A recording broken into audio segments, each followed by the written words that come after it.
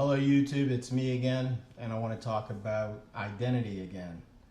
I had a series of 2 videos where I covered this topic and it didn't get the attention that I was hoping it would.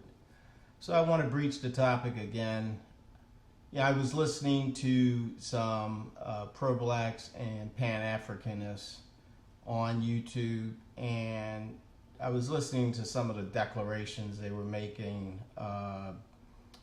For instance, Tariq Nasheed was critiquing a video from Kristen Karazan, and he made a statement that her bedwench mentality absolutely represented a very small minority of black women.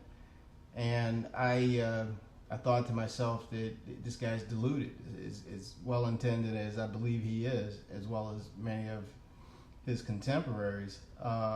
They don't really get it. They have a idealistic vision of who we are. They believe that we're Pan-Africanists. You know, we're all part of Africa. And out of Africa we came, but what part of Africa did we come from? What identity are they specifically attaching themselves to? And why is it that Africans don't embrace this vision of a united, monolithic people? It's because they all have ethnic, national identities, and we do not. At least we're not acknowledging the ethnic identity that we have. You know, in my earlier videos, I stated that we are Hebrew Israelites, and I said we were targeted, and we were. If you go back in history, men such as Abraham Ortelios, a cartographer,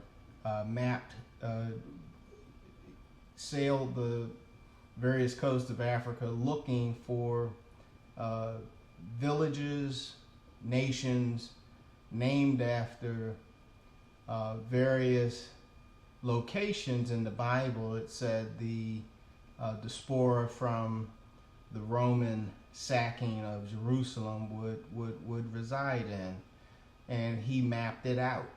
And in later years, when the slavers went into Africa, they went specifically to those locations where they knew Hebrew Israelites resided.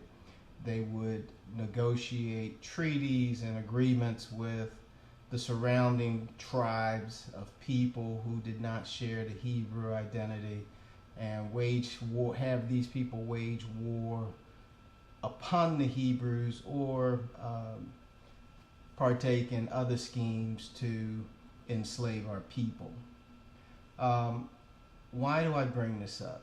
I bring this up because once you understand who we are specifically, you can start to understand the insane plan that's been in place against us for the past 500 years.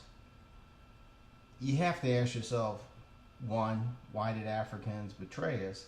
That's the answer. We weren't Africans. We were not their people, and betraying us was something that they felt was in their best interest, though time has proven that to be a mistake.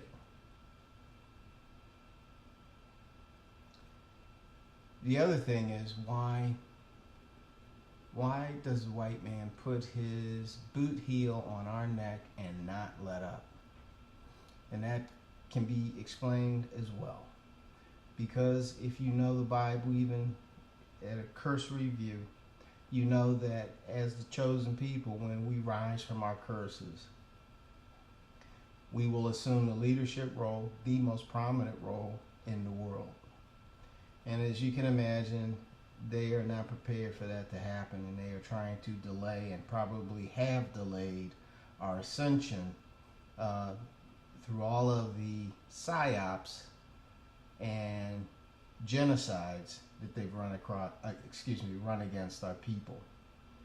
So what is it that's demanded of you if you accept that this is a possibility?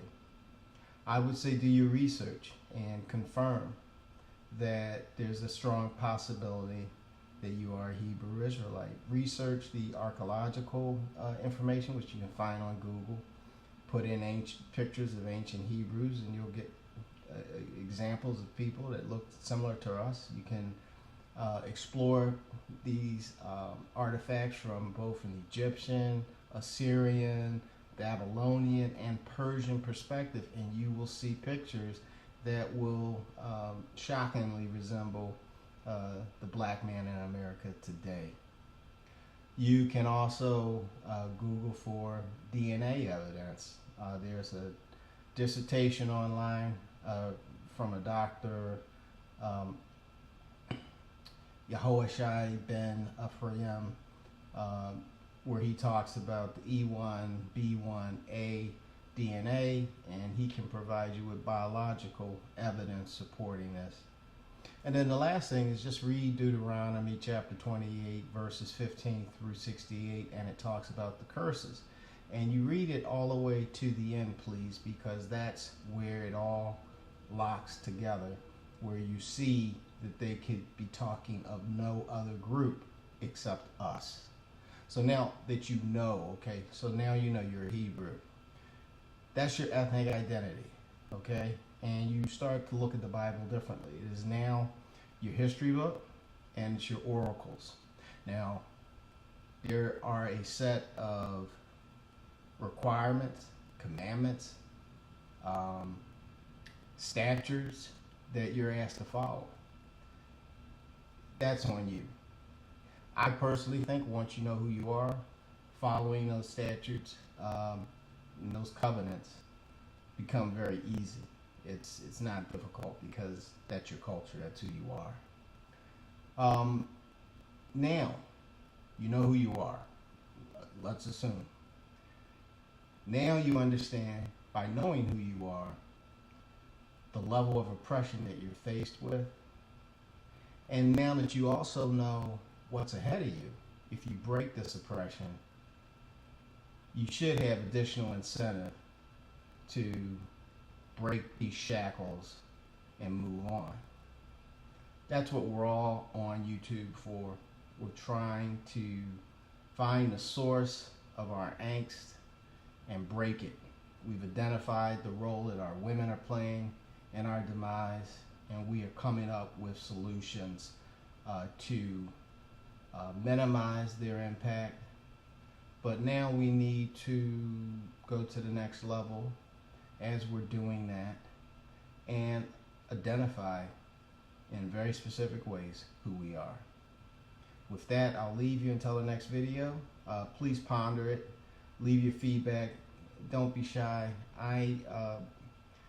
If you don't agree with me, I don't care if you say you don't agree with me, and if you have, arguments against what I'm saying, I don't mind hearing them. I'm not going to agree with them, but I'm going to definitely listen to what you have to say and respond if I have a response that I think will illuminate the situation further.